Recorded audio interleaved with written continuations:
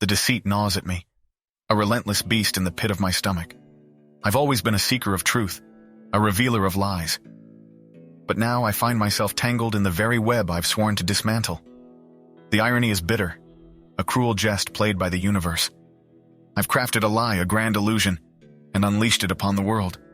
The words, the evidence, the narrative, all fabricated, all false. Yet it's a necessary evil. A lie to expose a greater lie. The world is under the spell of these alien puppeteers. Their minds, ensnared by the glittering promise of prosperity. They don't see the chains, the impending doom. I had to shake them awake, make them question, doubt. But the guilt, it's a constant companion, a shadow that lurks in the corners of my conscience. I've betrayed my own principles, my own beliefs. I've become the monster I've always fought against. But if this monstrous act can save humanity, then perhaps it's a burden I must bear. I am a liar, a fraud, but in this twisted world it seems I have no other choice. Arthur Pendleton sat in the dimly lit corner of a bustling cafe, his eyes glued to the television screen mounted on the wall. The news anchor was practically gushing over Senator Richard Power's latest speech. Her words, dripping with an enthusiasm that Arthur found both baffling and slightly nauseating. "Can you believe this, Marjorie?" Arthur asked, turning to the waitress who was refilling his coffee. Marjorie, a middle-aged woman with a perpetually weary expression, merely shrugged. "Seems like everyone's gone mad for politics these days," she said, her voice barely audible over the clamor of the cafe. Arthur grunted in agreement, his gaze returning to the screen. Power was now addressing a crowd of adoring supporters, his words punctuated by fervent cheers and applause. Arthur couldn't help but notice the strange, metallic bands that many in the crowd were wearing, their surfaces gleaming under the harsh lights of the cameras. A sense of unease began to creep up Arthur's spine. Something was off, something more than just the sudden political fervor that had gripped the world.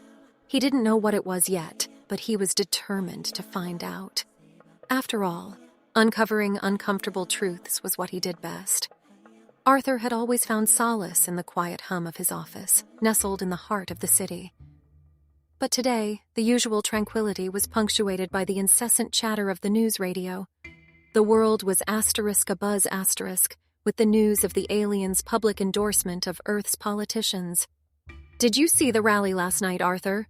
his colleague Jenny asked, her eyes wide with excitement. "Those aliens, they're really something, aren't they?" Arthur grunted, his eyes scanning the newspaper in front of him. The front page was splashed with a photo of an alien, its skin shimmering under the sunlight, standing next to Senator Power. The headline screamed, "A new era of politics." "Something indeed," Arthur muttered, his fingers tracing the metallic band on the alien's wrist, the same bands he'd seen at the rally. His gut churned with unease. The world was changing, and he wasn't sure it was for the better. The city was awash with the colors of Senator Power's campaign. Posters adorned every lamppost, banners fluttered from buildings, and supporters paraded around wearing metallic bands, their faces glowing with fervor. Arthur watched from his apartment window, a glass of whiskey in hand. He'd seen politicians rise and fall, but Power's ascent was meteoric. The man had a way with words, a charisma that was almost hypnotic, and the aliens seemed to hang on his every word. "Power's got the whole world in his pocket," Arthur mused aloud, his voice echoing in the empty room. He took a sip of his whiskey, the liquid burning a path down his throat. His gaze fell on the photograph of an alien on his desk, its eyes eerily human. A shiver ran down his spine. He had a feeling that Power's rise was just the beginning, and he was going to find out what lay at the end. Arthur walked through the city streets, his eyes taking in the changes. The once vibrant community markets were now filled with hushed whispers and cautious glances. The laughter of children playing in the park was replaced by the fervent discussions of adults, their hands adorned with metallic bands. He stopped by Mrs. O'Leary's bakery, a place that once smelled of fresh bread and cinnamon. Now it was filled with the chatter of politics. Mrs. O'Leary, a stout woman with a warm smile, handed him a loaf of bread. "Did you hear about the new tax reforms, Arthur?"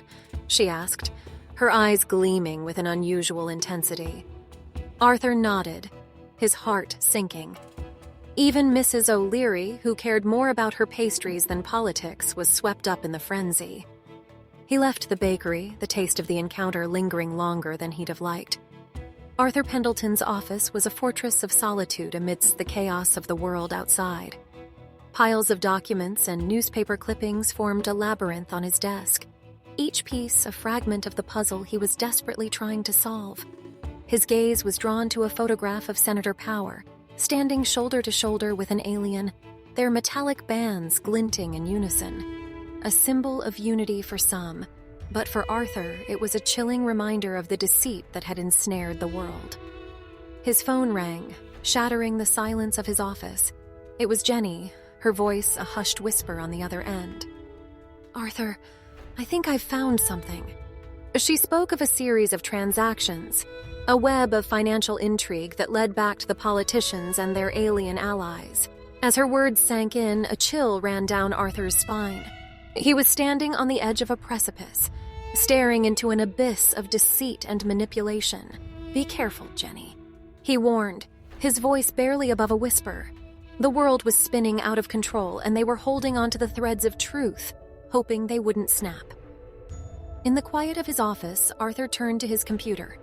He had been working on an article for days, meticulously crafting a narrative that would expose the truth. Using a fake alien profile on Twitter, he began to weave his tale. In his article, he painted a picture of a world puppeteered by aliens. They had used lies, hypocrisy, and manipulation to control a large portion of the world's population, starting with the politicians. The narrative they supported had grown stronger, with politicians competing for the aliens' favor.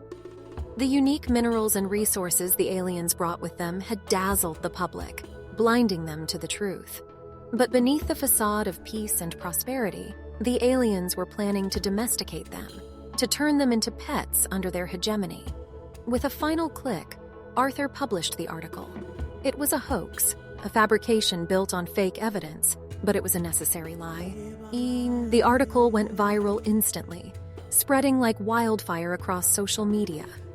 A wave of suspicion against the aliens began to ripple through the world, sowing seeds of doubt in the minds of the public. As Arthur leaned back in his chair, he couldn't help but feel a sense of satisfaction. The world was still spinning out of control, but now they had a fighting chance. They had the truth on their side, and Arthur was determined to see it prevail. The city was eerily quiet when Arthur woke up.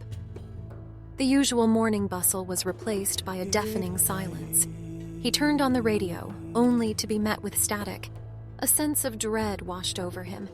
He rushed to his office, the deserted streets echoing his growing fear. Jenny was already there, her face pale. "They're gone, Arthur. The politicians, their supporters, they're all gone." Arthur felt his heart drop. He looked at the photograph of Senator Power and the alien, their metallic bands, now a chilling reminder of their fate. The aliens had begun their abduction, and the world was left in stunned silence. With the world's population reduced by 90%, the city felt like a ghost town. The once bustling streets were now empty, the silence punctuated only by the occasional whisper of the wind.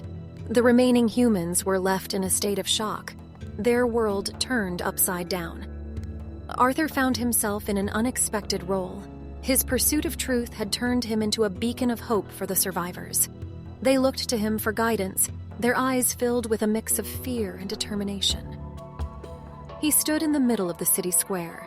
The survivors gathered around him. "We've been left in the ruins of a world built on deceit," he said, his voice echoing off the empty buildings.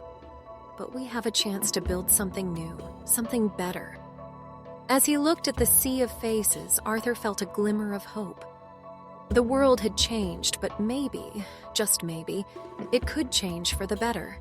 The sun was setting, casting long shadows across the city. Arthur stood on the rooftop of his office building, looking out at the world that was starting to rebuild itself. The survivors had begun to come together, their shared trauma forging a sense of community that was stronger than anything Arthur had seen before. He turned to see Jenny approaching, her face etched with the same mix of exhaustion and determination that he saw in his own reflection each morning. "The council meeting went well," she said, her voice steady. "People are scared, but they're ready to start rebuilding." Arthur nodded, his gaze returning to the city. "We've been given a second chance, Jenny. We can't afford to waste it." The next morning, Arthur found himself in the heart of the city, surrounded by survivors. They were clearing debris, planting gardens, and, most importantly, talking. The discussions were heated, filled with disagreements and differing opinions, but they were honest. The metallic bands that once adorned their hands were now nothing more than a distant memory. Arthur spent the day moving between groups, offering help where he could, and listening. He listened to their fears, their hopes, and their dreams for this new world. And for the first time in a long time, he felt a sense of optimism. As the day drew to a close, Arthur returned to his office. He sat at his desk, the weight of the day settling on his shoulders. But instead of feeling overwhelmed, he felt a sense of purpose. He picked up his pen and began to write. He wrote about the abduction, the aftermath, and the rebuilding. He wrote about the survivors and their resilience. But most importantly, he wrote about the truth. As he looked out at the city, now bathed in the soft glow of the setting sun, Arthur realized that they were not just survivors. They were pioneers, forging a new world from the ashes of the old. And while the shadow of the aliens still loomed, it was a reminder of the past, not a threat to the future. The world had changed, and so had he. And as Arthur penned the final words of his story, he knew that they were ready to face whatever came next.